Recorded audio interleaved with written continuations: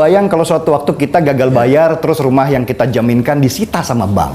Belum lagi harus berhadapan dengan debt collector yang wajahnya diseram-seramkan. Repot banget pastinya.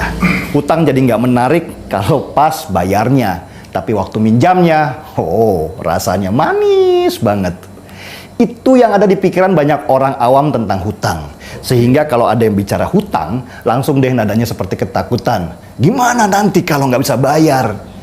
Tapi kalau bicara hutang negara, situasinya pasti berbeda. Tidak ada jaminan di sana. Yang ada hanya kepercayaan. Percaya bahwa negara bisa bayar dilihat dari seberapa besar pendapatan negara itu. Juga dilihat apakah selama ini cicilan hutang negara ke yang memberikan hutang itu lancar. Kalau selama ini lancar, ya aman. Berikan mereka hutang lagi, pasti akan dibayar. Karena itulah ada beberapa negara yang sangat dipercaya untuk berhutang, meskipun hutang mereka lebih besar dari pendapatan mereka. Contohnya Jepang. Jepang sekarang ini punya hutang hampir 180.000 triliun rupiah. Hutang Jepang lebih besar dari pendapatan mereka. Tapi kenapa kok Jepang terus dihutangi? Ya, karena mereka nggak pernah gagal bayar. Orang tetap percaya kalau Jepang berhutang. Nggak ada jaminan apa-apa. Yang ada cuman surat hutang saja. Begitu juga Amerika. Hutang Amerika ke banyak lembaga dan negara lain totalnya sudah hampir mencapai 800.000 triliun rupiah. Sama dengan Jepang, hutang Amerika jauh lebih besar dari pendapatannya. Tetapi kenapa Amerika masih dipercaya untuk dihutangi? Ya karena kepercayaan itu bahwa negara sebesar Amerika tidak akan bangkrut atau jatuh. Kalau Amerika bangkrut, seluruh dunia akan bangkrut. Makanya Amerika dijaga terus supaya nggak bangkrut. Dengan cara apa? Ya dihutangi terus. Jadi jangan takut kalau negara Indonesia punya hutang. Apalagi ditakut-takuti sama oposisi dengan narasi setiap anak Indonesia sudah menanggung hutang 20 juta rupiah. Hutang nggak ada masalah. Yang masalah adalah apakah kita mampu membayarnya. Hutang negara kita bukan hanya ada sejak zaman Jokowi saja. Bahkan sejak zaman Soekarno itu juga sudah ada. Sebagai negara baru kita perlu uang untuk membangun negara kita, sedangkan kas kita kosong. Gimana caranya? Ya hutang dululah. Begitu juga zaman Soeharto yang berkuasa 32 tahun lamanya, hutang terus untuk bangun jalan, bangun gedung, dan bangun sistem ekonomi di Indonesia. Semua dibangun dengan hutang tanpa jaminan. Ada juga sih hutang yang ditukar dengan kepemilikan tambang misalnya. Masalahnya ketika duit hutangan sudah di tangan, apa yang dilakukan? Sebagian buat bangun negara. Dan kebiasaan zaman dulu, sebagian buat bancaan, korupsi besar-besaran. Belum lagi komisi sebagai penghubung antara penghutang dengan yang ngutangi. Anggaplah dapat 1% saja komisi dari hutang 1.000 triliun. Dapat berapa tuh ya? 10 triliun. Banyak juga ya. Akhirnya hutang yang awalnya untuk bangun negara, sebagian dipakai konsumtif buat party-party. Yang bayar? Ya kita ini sekarang dengan pajak. Karena hutang nggak dibangun untuk sektor ekonomi, pendapatan kita juga nggak nambah-nambah. Lah terus gimana solusinya? Ya hutang lagi, dikorupsi lagi. Begitu terus sampai akhirnya Jokowi dipilih untuk memimpin bangsa ini. Jokowi menerima warisan hutang ribuan triliun rupiah. Catat ya, ada yang jatuh tempo, harus dibayar secepatnya. Oke, halo teman-teman, kembali lagi bersama saya di channel ini. Salam NKRI harga mati. Teman-teman, dalam video ini kita telah mendengarkan sebuah cuplikan video yang disampaikan oleh Bung Denny Siregar. Tentunya hal-hal seperti ini menjadi sebuah pemahaman bagi kita dalam menilai perjalanan politik yang ada di Indonesia saat ini. Namun dengan berbagai macam dinamika yang ada, tentunya kita mengambil tindakan-tindakan yang tepat supaya tidak ada yang dirugikan dalam pemerintahan yang ada. Satu hal yang perlu kita ketahui bahwasanya ketika kita melihat seorang mantan presiden kita dalam kepemimpinannya di kala itu cukup membuat suatu kontroversi, yang dimana memang kita ketahui bahwa di zaman Jokowi itu pembangunan sangat luar biasa, memang sangat banyak. Artinya masyarakat senang akan hal itu. Cuman menjadi pertanyaannya, apakah pembangunan tersebut itu dari uang negara Indonesia ataupun itu hutang negara yang dipinjamkan dari negara lain.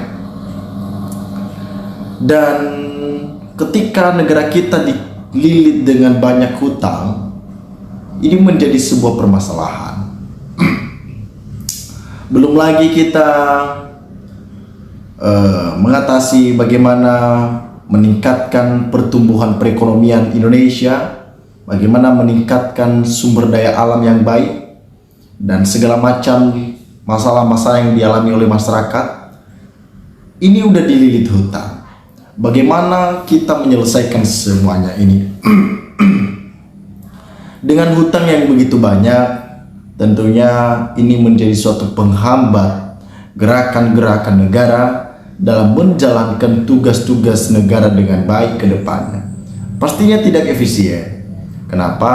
Karena hutang juga akan menjadi sebuah beban pikiran bagi presiden, wakil presiden, dan menteri-menteri lainnya dalam melaksanakan program-program yang ada. Makanya masyarakat sangat menyayangkan sekali ketika ada program-program yang dinilai itu kurang tepat dan kurang berfungsi untuk masyarakat Indonesia. Nggak usah dibangun begitu. Buat apa? Nah, hal-hal seperti inilah yang harusnya didengarkan oleh para presiden dan Jokowi, tetapi karena ambisi Jokowi yang besar di kala itu, sehingga membuat suatu program-program yang begitu gokil dan tidak masuk akal. Misalkan seperti pemindahan IKN. Memang kalau ditanya sama Jokowi buat apa, kenapa? Dia mengatakan supaya terjadi kesetaraan perekonomian. Memang iya. Tetapi lebih besar dampak buruknya daripada dampak positif. Kenapa? Karena hutang negara yang begitu banyak yang mangkrak, masih aja berani membangun sebuah proyek yang begitu besar dan memindahkan ibu kota negara ke Kalimantan. Artinya sudah tidak masuk akal. Dananya dari mana? Investor juga sangat minim. Kalau kita membaca sebuah komentar-komentar di sini, bagaimana tanggapan-tanggapan masyarakat cukup luar biasa. Dari masyarakat menyampaikannya, mereka memberikan sebuah komentar. Generasi Indonesia harus dengar konten yang bermanfaat dan mencerdaskan seperti ini. Tidak semua orang terpanggil seperti Bung Deddy Siregar menyuarakan keadilan dan kemajuan bangsa. Cerdas itu bukan tentang perkataan saja, cerdas dalam bertindak dan bersikap. Semoga generasi Indonesia terus maju dan disiplin dalam mencerdaskan dan mensejahterakan kehidupan. Kejujuran dimulai sejak usia dini, akan menjadi karakter sampai mati. Penting untuk para orang tua menanamkan nilai kejujuran bagi anak-anak, supaya kelak kita dewasa anak tersebut tidak jadi koruptor alias maling uang negara. Satu PR negara yang semestinya harus diselesaikan. Berantas korupsi sejak dari usia dini, dimulai saat dari rumah. Karena yang jadi masalah bukan hutang atau piutang, jadi masalah adalah maling alias koruptor. Memang dari dulu koruptor di negara kita cukup luar biasa, ya, sangat-sangat luar biasa. Bagaimana mereka sering sekali memakan uang negara, memaling uang negara, memakan uang haram yang semestinya itu bukan uang buat mereka. Tetapi di negara kita karena hukuman-hukuman bagi orang-orang yang melanggar itu sangat tidak produktif, teman-teman, sehingga bagi para koruptor pun mereka tidak takut untuk melakukan sebuah kesalahan-kesalahan. Dan tentunya kalau kita bisa belajar dari negara-negara lain bagaimana mereka bisa mengatasi koruptor. Koruptor dihukum mati, tembak di tempat. Dan pastinya itu efek jerah seperti itu, koruptor pada takut untuk melakukan sebuah tindakan-tindakan yang merugikan negara, ya, itu harus lebih pro untuk kita lakukan, lebih bagus, ya. Kalau memang presiden benar-benar pro kepada masyarakat, layaknya dia harus mementingkan apa yang menjadi kepentingan masyarakat, apa yang searah dengan pemikiran masyarakat, itu yang dia lakukan, sehingga itu dinilai adalah presiden yang mau mengabdi untuk masyarakat tanpa pandang bulu, tanpa adanya tebang pilih. Itu orang-orang yang kita cari dan yang kita inginkan. Teman-teman, sahabat-sahabat dari lensa netizen dimanapun Anda berada, silakan berikan tanggapan teman-teman di dalam kolom komentar ini, sehingga kita dapat bertukar pikiran antar satu dengan yang lain lewat kolom komentar ini. Terima kasih teman-teman. NKRI harga mati.